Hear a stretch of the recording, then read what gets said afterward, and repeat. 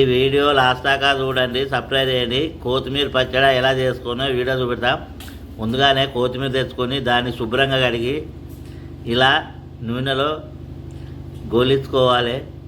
మిరపకాయలు, కొత్తిమీరను, కల్జామాకు, జీలకర్ర, ఎల్లిపాయలు, తగినంత ఉప్పు, పల్లీలు ఎంచుకొని పైపొట్టు తీసుకోవాలి.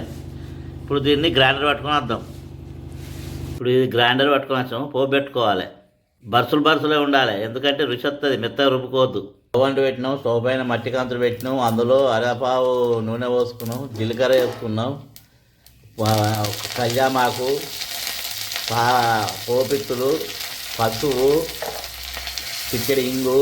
ఇది తాలింపు అంటారు, పోపు అంటారు. మనం గ్రైండర్ పట్టుకున్న కొత్తిమీర పచ్చడి ఇందులో వేసుకోవాలి. ఇప్పుడు ఇది పోపు పెట్టినాం. కొత్తిమీర పచ్చడిను స్టవ్ ఆఫ్ చేయాలి, దించుకోవాలి. కొత్తిమీర పచ్చడి రెడీ అయింది, గుమగుమలాడుతుంది. వేడివేడి అన్నం కానీ చపాతీతోటి కానీ తింటే చాలా రుచిగా ఉంటుంది. ఇది మళ్ళీ కావాలనిపిస్తుంది.